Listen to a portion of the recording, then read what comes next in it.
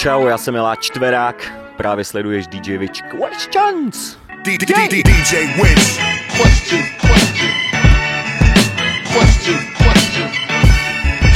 Question.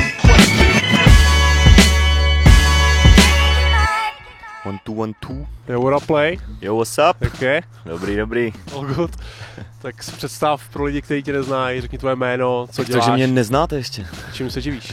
Já jsem Miláč 4 boy, živím se hudbou, především. Co tam ještě bylo? Co děláš? Sedím na lavičce, na houpačce teda. Rapper MC. Okay. Jaký jsi byl mladý student?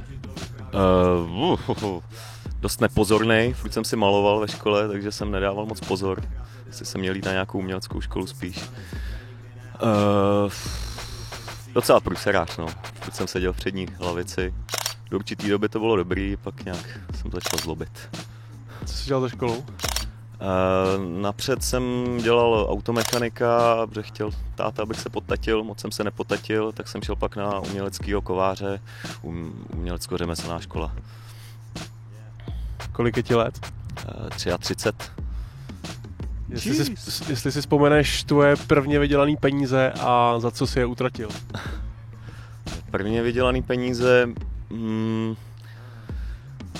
To jsem měl brigádu v létě, klasicky o prázdninách, značkování silnic, vodorovný a svislý značení a ty peníze vlastně všechny šly do té další školy, o které jsem mluvil, protože byla soukromá a musel jsem si na ní prostě vydělat, když jsem si chtěl změnit školu.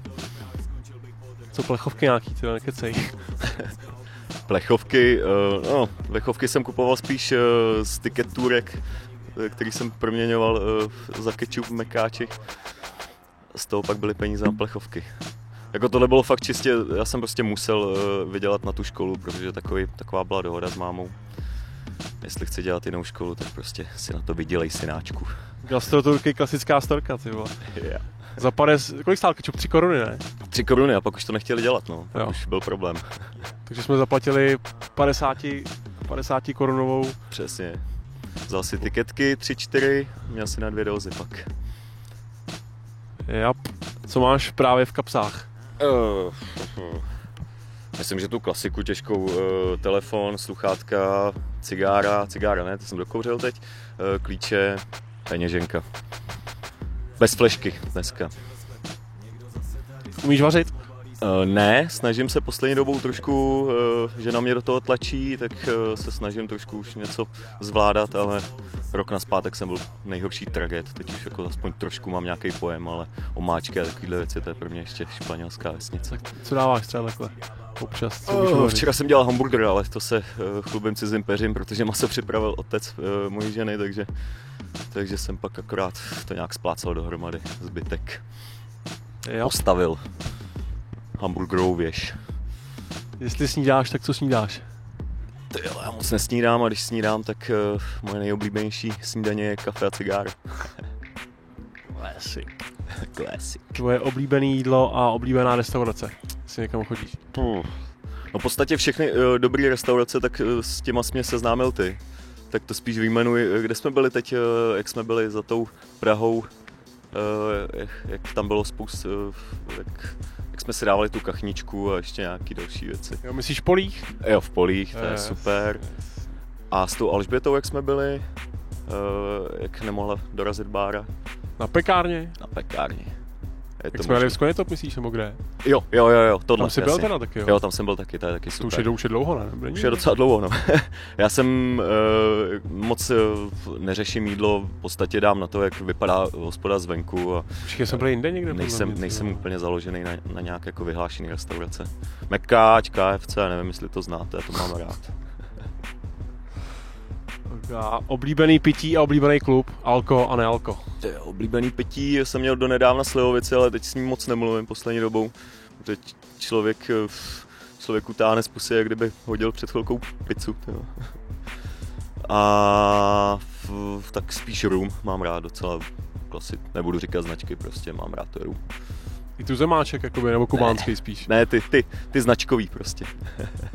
A Piješ samotný, veď? To si Piju samotný, nemíchám drinky vůbec, nemám to rád. To nealko si říkal, neříkal? A dvojitej, pokud možno. Nealko Coca-Cola, klasika. Jo. Když jsem vypil litry, teď poslední dobou se snažím to taky omezit, takže... Kolik tam je cukru, ale jo. No, nevím, radši to nechci vědět, ale slyšel jsem pár storek o rozmočeným halíři Coca-Cola a tak dále. Hele, a ten klub, bys měl dát nějaký namátkou. Klub? Tak musím říct sedmičku, to je jasný. Sedmička byla základ, ale teď nějak ani nemám úplně nějaký oblíbený klub. Nemám. Bárek na Kačáku leda, tak tam se schází vždycky kačerovský štamgasti. Kde jsi trávil svoji poslední dovolenou, poslední léto a kam se chystáš letos? Poslední dovolená byla právě na posledním létě na Šumavě, na chalupě, tam si byl. Na Houbách jsme byli, tam bylo dobře, no, na Houbách, prolizali jsme hory, klasický rap life prostě, no. A letos? Letos zatím ne, zatím nic moc nechystám, možná to samý, protože jsme v podstatě za ten týden, co jsme tam byli, tak jsme toho moc nestihli, takže je ještě spousta věcí na shlídnutí tam. Fajn. Kde bys chtěl bydlet, kdybys nebydlel v Praze? Tak já jsem původně z Budějovic, takže možná klidně ty Budějce, ale to víš, že jako čas od času v téhle společnosti se ti honí v hlavě, že by ses nejradši odstěhoval někam na pláž s nějakým připojením nebo něco takového, ale myslím, že za 14 dní by se mi stejskalo zase po civilizaci, takže mám Prahu rád, nemám jako nějak představu, že bych se někam chtěl odstěhovat, Čechy jsou super, i když na to Češi nadávají, tak v podstatě můžeme být rádi, kde jsme. Kolik chodíš obvykle spát a v kolik stáváš? Tak poslední dobou už jsem to přece jenom trošku stáhnul, 1, půl 2, vstávám 10, půl 11, 11 maximál. Máš doma nějaký zvíře? Mám psa, voříška, Rango se jmenuje, největší ďábel, hrozně chytrý. Zdravíme Ranga. Yeah. Taká rychlá sérka, léto nebo zima? Zima. Sprcha nebo vana? Sprcha. PC nebo Mac? PC. Xbox nebo PlayStation? PlayStation 2 zaprášený někde ve sklepě. Paříš nějaký hry teď momentálně? Ne, už moc negamesím. Jako černý svědomí s věkem se ozývá čím dál víc, když zapneš nějakou hru. Myslím, že o tom mluvil podobně Koule a mám to stejně, že prostě dostanu se maximálně k menu ve hře, jdu si ubalit a potom, co přijdu napálenej, tak místo toho, abych začal gamesit, tak díky bohu to vypnu a spíš něco dělám. Už prostě mě to moc netáhne. Blondýny nebo brunety? Blondýny. Blondýna rozsvítí celou místnost, když do ní přijde. Holíš se žiletkou nebo strojkem? Strojek. Nebo Rambonůž ještě. Lyže nebo snowboard? V podstatě nic, ale když tak lyže. Nejsem moc horský typ. Oblíbený tenisky, značka, model, jestli máš nějaký. Ale dlouho jsem nosil Air Force, ale teď poslední dobou to úplně míchám, je mi to jedno, koupím si jakýkoliv. Ale spíš teda Adidas, Nike moc nejedu. Co děláš za drama, který už nenosíš? Dávám je Lil Roverovi a něco dávám vždycky do těch popelnic na tu charitu a jinak všechno skončí u Rovera. Jsi dochvilnej? Ne, moc ne. Chtěl bych být víc, ale snažím se. Oblíbený film? Jo, na tuhle otázku jsem přemýšlel, když jsem koukal na ty ostatní questions, to je strašný peklo na tohle odpovědět. Dej víc, klidně vy. Z poslední doby mě hrozně bavili Untouchables, francouzský film, to bylo výborný. Baví mě La Haine, francouzský film, kde vlastně v těch Untouchables je takový malý odkaz na tenhle film. To sídliště versus ten snob, v podstatě ty dvě postavy, které tam jsou. Mám rád hodně Moon, na co si teď vzpomenu, film z sci-fi, výborný, anglický mám pocit, ku podivu ne americký. Django, poslední věc, jedna z posledních, co jsem viděl, to mě hodně bavilo. Tarantino je skvělej. Mám pocit, Jackie Brown, jestli je od něj, tak tam mě taky hodně baví. Stačí. A ještě filmy 80. leta, všichni ty Predátoři, Vetřelci 2, a k tomu se modlím naprosto. Gremlini, Terminátor, co ještě? Critters. Mám rád takovýhle prostě 80. Dával si Freddy Krugera? Jasně, Freddy Krueger je taky legendární, a ta předělávka. Back to the Future. To už je šílený. A ještě teda, když jsme tady u toho hororu, tak mě hrozně baví Silent Hill 1. To je pro mě, jsem hodně na horory založený a tohle je jeden z top filmů. Evil Dead si vynechal, ne? Prosím? Evil Dead si vynechal. Evil Dead jsem vynechal, ano. Evil Dead původní, teda klasický, ne zase ta předělávka. Tak klasické 1, 2, 3 už je šílená, ale 1 je výborná naprosto. Čáši! Samozřejmě Blair Witch ještě. Oblíbený sport? Jsi nějaký? Oblíbený sport? No, poslední dobou jsem si oblíbil golf, ale musím říct, že poslední 2 roky, nebo rok a půl to flákám. Je to trošku na mě taky snob, moc mě to tam nebaví, hra sama o sobě je výborná, ale nebaví mě moc to prostředí. A samozřejmě fotbal. Jednu dobu jsem byl totální maniak, teď už to opadlo trochu, ale pořád to dost sleduju. Liverpool. Jsem se chtěl zeptat, no, jestli furt Liverpool. Kaj? Ty začíná být zima. Jaký umíš jazyky? Anglicky a anglicky. Česky, se v pohodě? V pohodě ne, ale jakž takž. Trošku jako, ještě jsem se učil teda rok němčinu, ale z toho umím asi jako každý Čech. Pár slovíček. Hele, kdyby jsi měl možnost zdarma spolupracovat s nějakým interpretem z celého světa, kdo by to byl? Rapper, producent, zpěvák? Já nejsem moc pro ty anglicko-český kombinace, takže vlastně ne z nějaký nafoukanosti, ale v podstatě s nikým asi, jako co se Ameriky týče. Nějaký, kdybys mohl dostat U beatu to je něco jiného, tak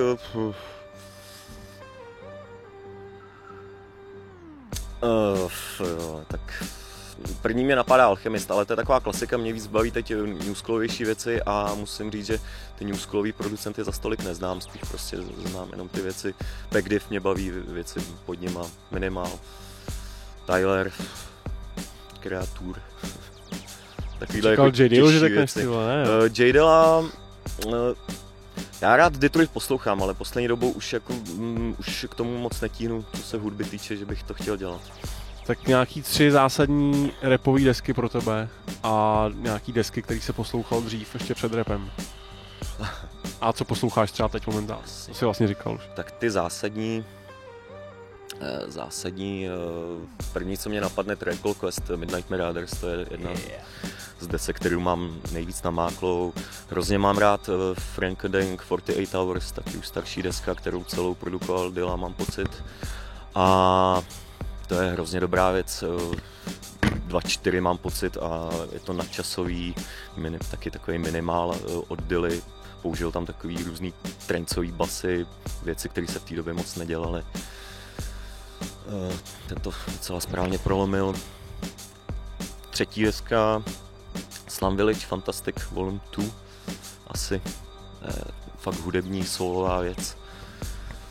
Tak to jsou takový asi, co bych si vzal na ostrov.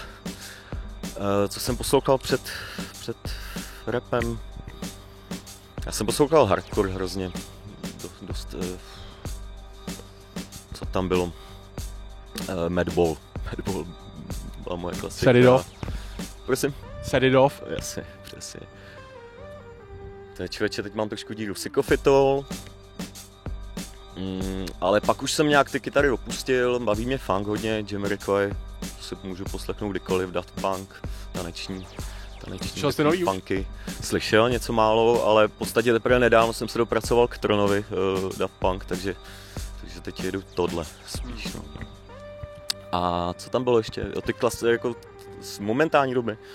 Čekej. Co třeba teď posloucháš? No? Co teď poslouchám? To jsem si říkal, že bude asi nejjednodušší takhle. Ještě to přečtu. Ale jasně, ale třeba Apollo Brown, Guilty Simpson, teď deska, co udělali spolu, to mě hodně baví. Mám tady Asherod, Currency a Jetlife vůbec celkově. Danny Brown, LP, super, Chevy Woods, Grayson, Pegdiv, Problém. Grayson, přesně. Tylerek, Vladimíra tady mám, Jan Krody. Asi tak, to jsou teď aktuální věci, co jedu. To je enough. Piješ kafe? Piju, ale ne za stolik, stačí mi ráno, maximálně ještě jednou. Preso nebo? Máš taky ten preso, až doma, víš? Zase je mi to jedno. Že Turek klidně. Cokoliv. Logre mezi zubama může být. Procedit to. Ale jaký si myslíš, že je to tvoje poslání? Jo, ty vole, tohle poslání tvoje, ty vole. Na tuhle otázku se stěšil, viděl. Přesně, ty vole, poslání. Posrání, můžeš... Poslání, ty vole. Asi jako dělat radost lidem, kteří si to zaslouží, a srát lidi, kteří si to zaslouží. Asi takhle ve zkratce. Asi jako moje texty jsou takhle nastavený. Fajn. Plány do budoucna, co chystáš? Muzika, merch, koncerty? Tak dneska jsme nahráli, dneska jsme to odpálili a nahráli jsme spolu první věc na desku. Mám rozepsané další věci, příští týden nahrajeme znova, takže desku chystám na podzim. Teď momentálně jedeme tour s Vladimírem, já jako hypeman plus celý živý band. Tam se chystá tour, teď jedou koncerty během léta a pak oficiální tour proběhne, taky nějak během podzimu, zima. Takže takový plán teď momentálně. Fajn, hele, a ta deska, jak jsi o ní mluvil, máš název už třeba, nebo kdyby měl... Ne, název zatím nemám, mám nějaký takový jako koncept v hlavě a v podstatě název nemám. Vím, takže hosty chtěl... třeba řešíš taky teprve. Prosím? Hosty třeba řešíš teprve, producenty. Pardon. Už máš jasno.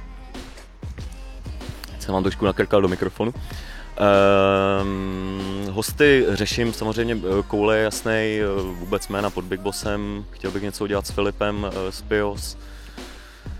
A zpátky k tomu konceptu, prostě trošku míň stravitelná věc, nechci nic podvízivého, asi jako v podstatě moje klasika, jak to dělám doteď. Jednodušší věci, nic moc happy. Textově snad happy, ale ne muzikou. Fair. A s tím Láďou, jak teď jezdíte, jak to probíhá? Jo, super. Live band, jo? Live band, dlouho jsme se na to připravovali, kluci, co se muzikantů týče, tak ty na tom fakt makali necelý 2 měsíce. Poslední 14 dní před křestem jsme pak proseděli každý den ve studiu a jenom jsme se prostě slaďovali. Chce to ještě trošku zajet, ale v pořádku, baví mě to. Adam Koller je super bubeník, Matěj, basista, super, všichni jsme si sedli, dobrý atmo, v pořádku. Fajn. Tak úplně poslední věc, vzkaz nakonec, jestli chceš něco někomu říct, vyřídit, webovky můžeš zmínit, whatever. Vzkaz nakonec je, že nemám moc rád vzkazy nakonec, takže big up. Tak jo. Big up pro Máňu Golden Touch, zdravím všechny lidi, co nás podporujou, kupujou desky, jestli vůbec ještě někdo kupuje desky. Sledujte nové věci. That's all. Tak fajn, dík moc. Já děkuju. Peace.